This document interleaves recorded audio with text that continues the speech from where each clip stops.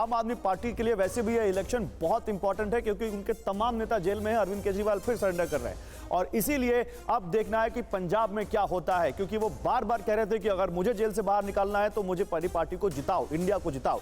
अमृतसर देख लीजिए, अमृतसर जहां पर ब्यूरोक्रेट, फॉर्मर ब्यूरोक्रेट एक चुनाव लड़ रहे हैं, जो डिप्लोमेट है जिनको आप कह सकते हैं, वहां पर आप देखिए कांग्रेस आगे चल रही है, आम आदमी पार्टी पीछे। बीजेपी के कैंडिडेट तीसरे नंबर पर है। एग्जिट पोल के मुताबिक 2.22% यहां अमृतसर में कांग्रेस जीत सकती है।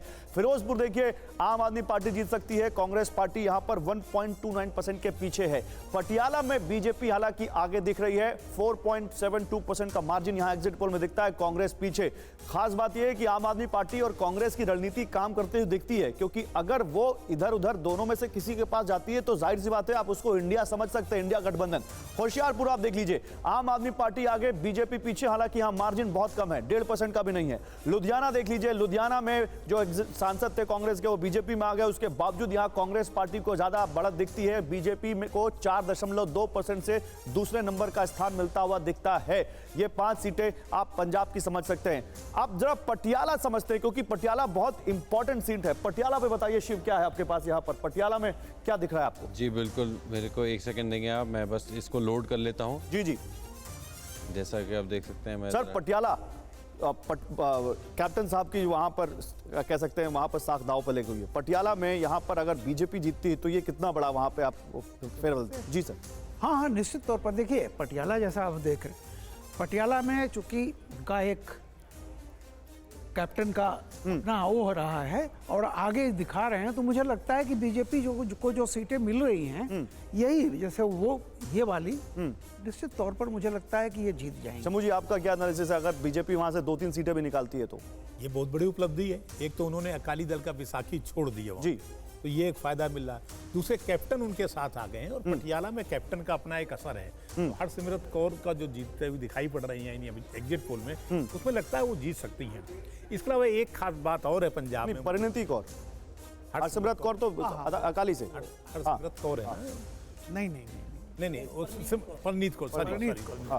दूसरे पंजाब में एक बात और है, जो बीच में जिस तरह की आतंकवाद की खबरें आ रही थी, उस पर उंगली आप पे उठ रही थी। भले कांग्रेस को माना जाए नेशनल लेवल पे उनका समझौता है, लेकिन कांग्रेस का अगर जीतती है, कांग्रेस अच्छी सीटें लाती है, तो ये भी एक बहुत बड़ी सफलता है। चलिए मैं जरा पटियाला का एक डिटेल आपके सामने रखता हूँ। पटियाला में कितनी सारी विधानसभाएं? 9 विधानसभाएं, बड़ी कॉन्स्टिट्यूएंसी है फिर ये। जी बिल्कुल, बहुत बड़ी कॉन्स्टिट्यूंसी है और इसमें आप देख सकते हैं कि कैसे पंजाब की लड़ाई जो है, हाँ, वो 1 या 2 पार्टियों में नहीं है, वो 3-4 पार्टियों में है। हाँ। आप यहाँ पे देख सकते हैं, आम आदमी पार्टी भी है, भाजपा भी है, कांग्रेस भी है, श्रोमणी अकाली दल भी है। तो यहाँ पर जो आप ये मानिए, अगर वोट डिवीजन हो तो 25-25-25। अरे मुझे तो ये आपने बहुत बड़ा इंसाइट दे दिया। यहाँ तो लग रहा है कि कांग्रेस और आम आदमी पार्टी अलग लड़े, इसलिए बीजेपी जीत रही है।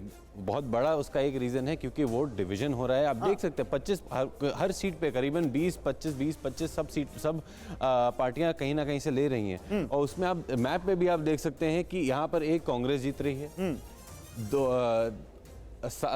6 भाजपा या 7 भाजपा आगे है और बाकी 3 पे आम आदमी पार्टी आगे है।